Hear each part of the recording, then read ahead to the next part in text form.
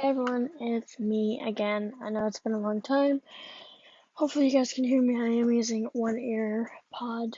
I have the other one if I do need to put it in, but I still want to hear if calls from me. So it's been a while. I wasn't sure where to go.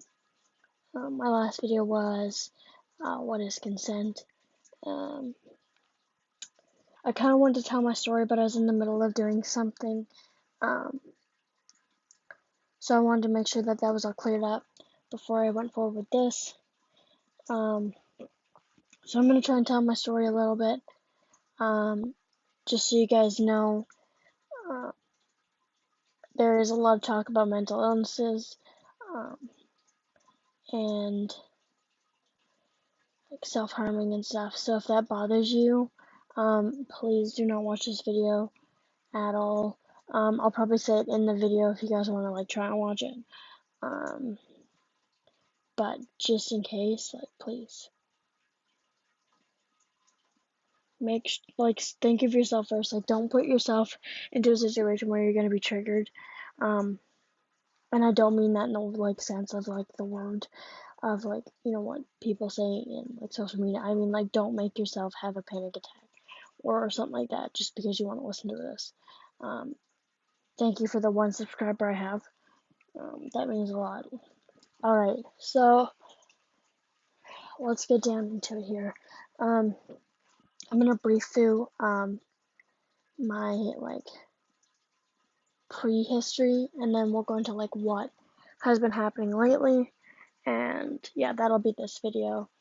I'm gonna try and get more structured videos later on, but mainly this channel is just to help bring awareness and to talk about mental illnesses. So that's what we're gonna do. Okay, so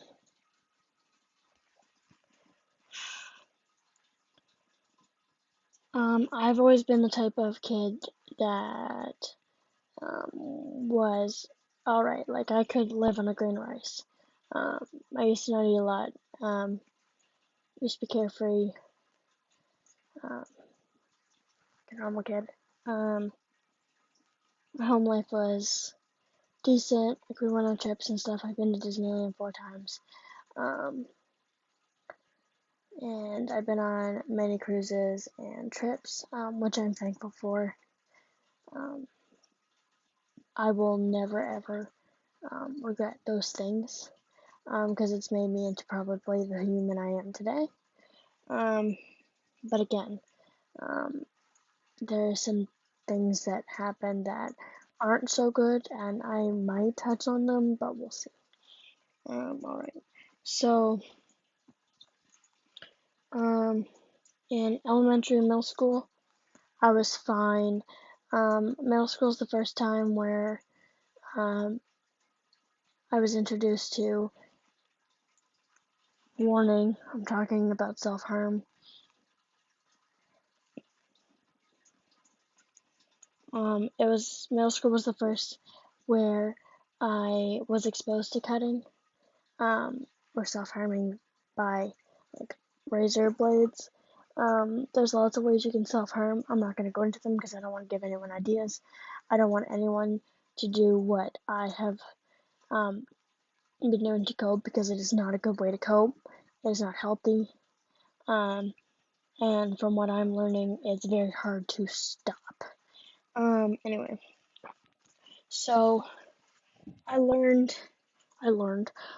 was introduced to it in middle school. Didn't really have an urge into it. I didn't really like blood at that point. So I wasn't really interested in it. I was just I was concerned for the person that I knew that was doing it. And then I started high school in grade 9, obviously. Maybe it's different for if you're in the States or something, but here it's grade 9. We just call it grade 9. We don't call it freshman or nothing. But it would be considered freshman. So I started school. It was high school. It's a different environment than what you expect when you're young. More people in your classes. You're not with everyone that you were with. So like in middle school, you've had like the same people in your class, whereas when you go to high school, you have like a mixture of people that you do know and you don't. So in grade 9, I got my first boyfriend. Um, sorry for so many perks of having anxiety and depression. Forming words is great. And it was all good. I was learning the process of, being in a relationship. And I was just like, getting used to high school and stuff. So that relationship taught me a lot.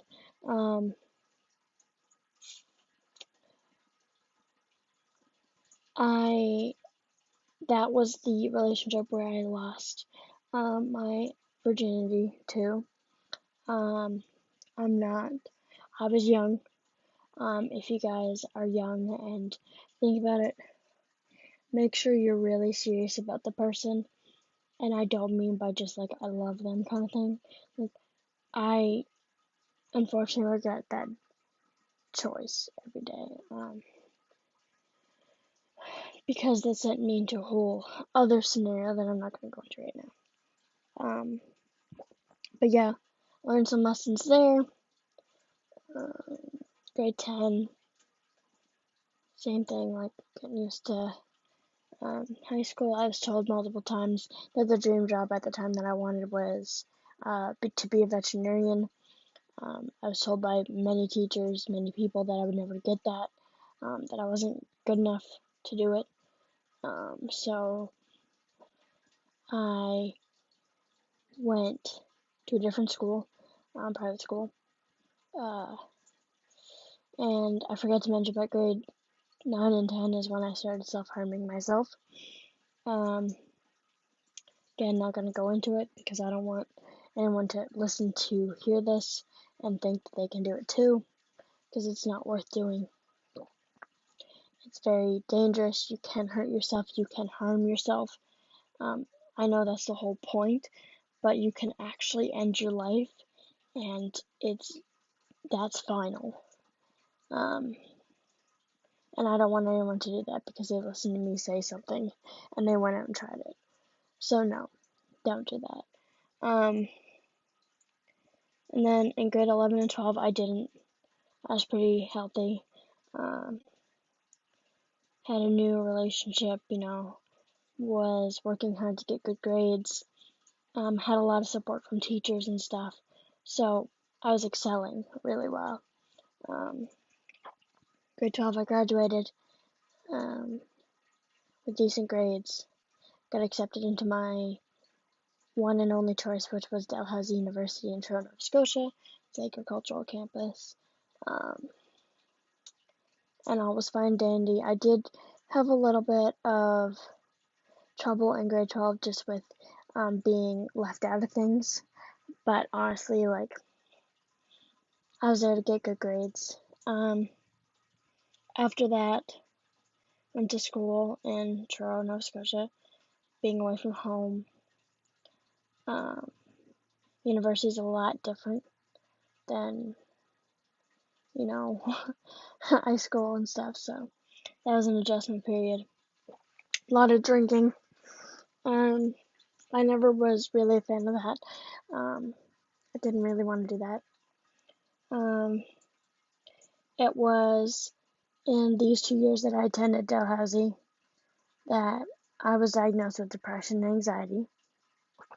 Just because in the second year that I was attending, I could barely get out of bed to go to classes. That's when I kind of realized something wasn't right. So I was diagnosed by the campus doctor, and I was put on antidepressants. Now, I did mention, I believe before, that I am on antidepressants right now. These are not the same ones. In retrospect, I should have probably looked at my options before I jumped to whatever medication was simplest. So I went on medication, For those of you who don't know, there's an adjustment period when you start medications like antidepressants, where there's a 3-week to a month period of, and don't quote me on that because I'm not a physician or a pharmacist, but it's where you get heightened symptoms of like thoughts, and it's like you're tired, you don't feel right, and I was going through that. So it was then where I spent 2 days in the emergency room. Not like overnight, like I went one day and then I went back the next day, just because I was scared for my own safety, just because I didn't know if these feelings were all right. This was in my second year, so I went there and asked for help. Now, as scary as it sounds, if you need help, don't hesitate. Most people think they'll get admitted. I wasn't. They just observe you for a few hours and then let you go if they're fine. But they do observe you. After that point, I came back home. I was dismissed from that university, so I had to take a year off. So I did. I worked a string of odd jobs, and all was good. Was let go and fired from a few of them just because they weren't the right fit for me, which is fine. It's a learning process. I'm sure lots of people like me have multiple jobs on their resume. So that was all fine and dandy. I was, working it up. I did, before that point, get off the antidepressants. I went off cold turkey pretty much after my second stay at the emergency room, just because I was told that the medications was doing it to me, and I just went off cold turkey. For those of you who don't know, when you go off a medication that you've been on for a little bit, your body needs time to adjust, which is why now with the medications that I'm on now, which is a different medication, I'm decreasing slowly. I'm not just going cold turkey. I've thought about it because it's a process and I don't like it. I don't like taking medication. I am on like contraceptive, which is birth control, but that's like alright. It doesn't give me weird feelings and stuff like that. So when I did that, I got really sick. It was like a week after I stopped taking them completely. I got sick, very sick, like sick. So after that, I didn't want to go on them ever again. Didn't want to deal with that. I believe what I had was called serotonin syndrome, which is just when your levels drop really quickly and your body doesn't have time to adjust. Whew. Okay. Then, like I said, I had a string of all jobs, and then by this time I was in another relationship. This is the one that, and I'm not going to name any names because I don't want people to go up to this person, and plus they deserve to keep their privacy. I will give them that. But before that, like I said, I was working odd jobs. I got into a university closer to my home, and then things started to go downhill again for me. So I went on antidepressants again, just because I wasn't doing very well. I struggle with self-harming a lot. Some people, it's like a controversy, but there's proof, there's like not proof, but there's research involved, that says that like self-harming is an addiction. It is like once you start and you get it's releasing hormones. And the best way that it was explained to me is when you have mental illnesses, it's on your head, right? So it's an imbalance of chemicals in your brain. And when you can't process that, your brain's like, I don't know what to do. And then you're just like, I don't know what I'm supposed to do. So when someone self-harms, it releases chemicals in their brain that's like, okay, that's where the pain's coming from. I'll just go fix that. And it's kind of a way to give yourself physical pain on top of the emotional pain to make it feel, I don't know, real, like normal. Um, which is not a good way to cope, by the way, at all. Don't do it. I struggle to this day with it. It's not as bad anymore, but I still struggle with it, especially in decreasing medications. Um, but anyway, this relationship I was in, started out pretty normal. We were together for 5 years. Towards the end of it, I was ready to, you know, I'm not gonna date someone and then not have the intention of being with them. Um, I'm sorry, it sounds harsh, but I don't want to waste my time. So I was ready to start like thinking about real life, like moving in, talking about marriage and children, and things just didn't line up, and it kind of like got in my head, and I was like, well, you know what, like we don't share the same values. Um, this guy would spend more money on himself. He'd rather buy himself a new wheeler than buy like me a thing. And I'm not one for materialistic things. I don't care. I'd much rather spend my money on someone than the other way around. Or spend it on myself. But this was just to the point where I never got anything. I would be basically guilted into feeling bad that we had to go out to dinner or something because he didn't want to spend money on anyone but himself. Yeah. I even had to buy my own promise ring. He paid the taxes, I paid for the ring. I didn't pay for it to get resized down to my size. And then when I started playing football for the team near me,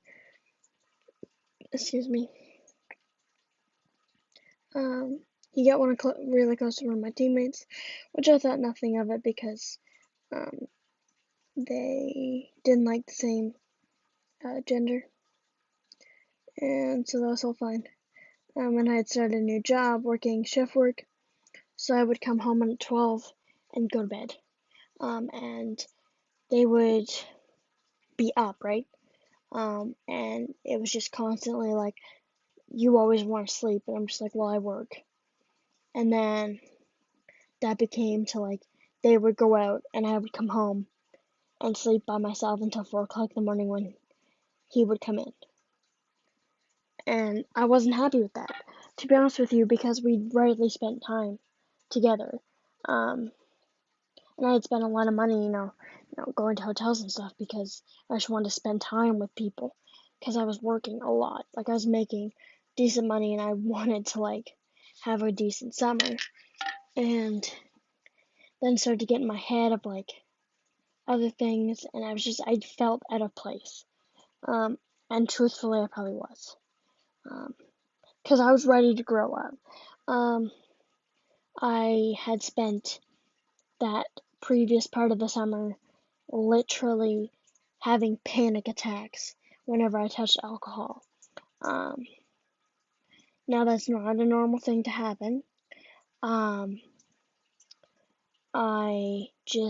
don't like drinking. I don't like feeling out of control, especially when you get sick. Throwing up sucks. So I would go into violent, shaking, nauseated, could not move panic attacks. Not even panic attacks, like anxiety attacks. So I just stopped drinking, and they would enjoy drinking, and I was not a part of that. I couldn't do it, and I felt alone because I am just sitting there, not doing anything, and they're drinking and having fun. So I felt very out of place, and they didn't really respect the fact that I couldn't. Um, So I just like, again, I felt out of place. And then I just like slowly started to get really unhealthy, um, mentally and physically. Like I would never eat. Um, I would look at my body and hate it, so I wouldn't eat at all. Um, and like I tried to talk to people, no one would listen to me. Until eventually, like one night, it was like a week before I was supposed to move in with like these people that I thought were my friends. Literally, like, didn't want anything to do with me. And then this guy who I thought we were gonna spend our lives together did the ultimate thing that no guy should do, even if you're dating a girl, even if it's a hookup, even if she's wearing a skirt. Like, no means no. And I'm just gonna take this like few seconds to say, if you are very easily triggered about sexual assault, do not watch past this. Okay? Back out and don't watch this. I don't know how long I'm gonna be talking about this, so just don't.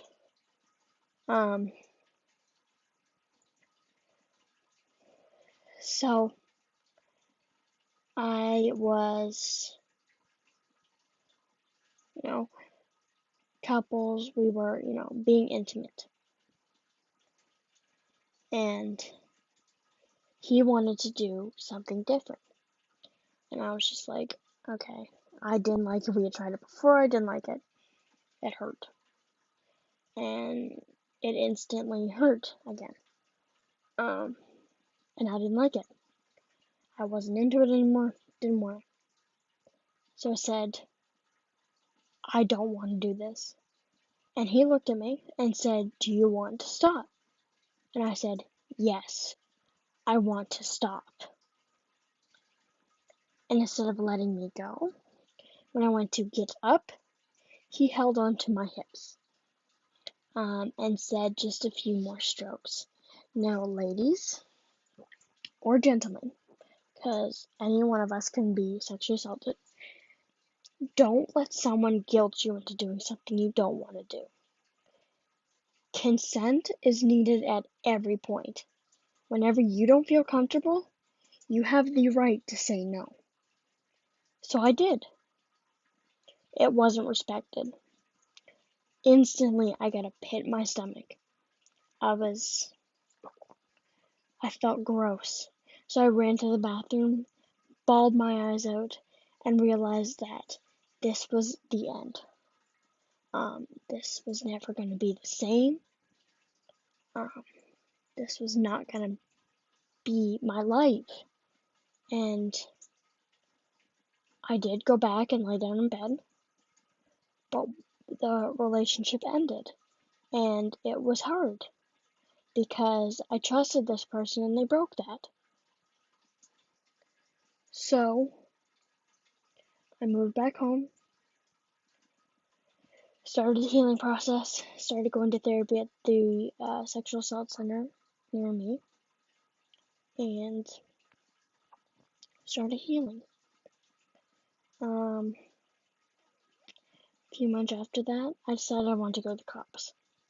Now, unless there's like biological proof, most of the time you just have to do your statement, and hope that this person does the right thing. So that's what I did. There's no biological proof. There's nothing that they could look at as like physical evidence. It was just words against words. So I did my statement. It was a video statement. I still remember to this day. I had to relive the event, and it was hard,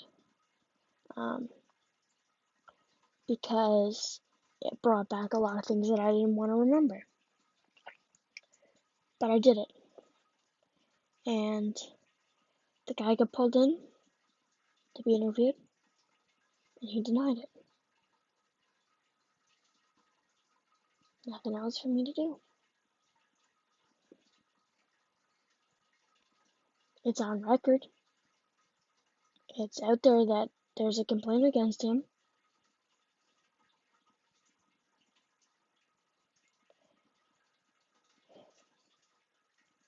And then I got a call. The officer called me and let me know that that this person didn't say the same things I did. So I just said, okay.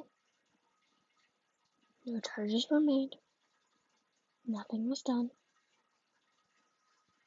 But he knows that I went. And there was a lot of things in between there. But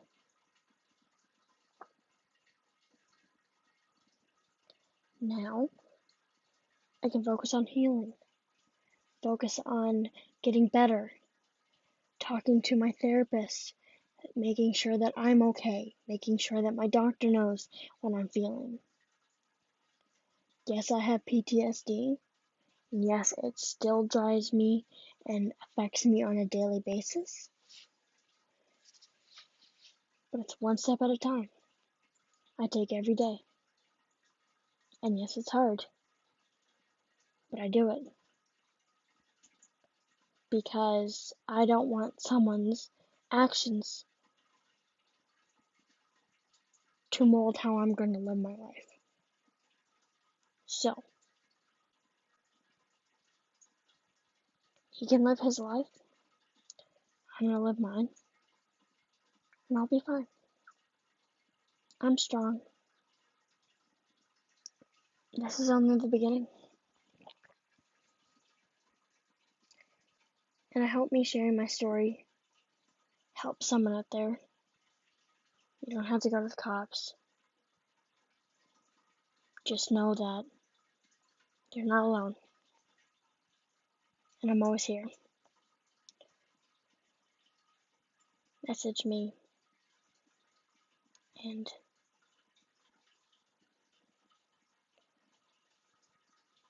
let me know how's it going. I have a TikTok. If you're all interested, comment. I'll put it in there. Yeah. Thank you all for watching this. And I hope that it's helped someone out there. And my next video for you guys to look forward to is I'll probably talk about like mental illnesses and like everything going on in the world with COVID-19. I'm sure we're all tired of hearing about it, but again, I think it's something we need to discuss and talk about. Again, I am not a therapist, I am not a doctor, I'm not a pharmacist, I'm not a psychiatrist, I'm not anything. I'm just me. These are just what I'm going through. This is my personal things, and I'm just sharing it to help people out there. So, thank you all for watching. It's been the longest video I posted yet. And thank you all for your support. Hate comments will not be allowed. I'm just saying. Not because if it's gonna bother me, but because if people need support, they don't need to see negativity. So if you guys have anything negative to say, please just keep it to yourself. Anyway, thank you all for watching. You guys have a great day. Stay safe, and we'll see you next time. Bye.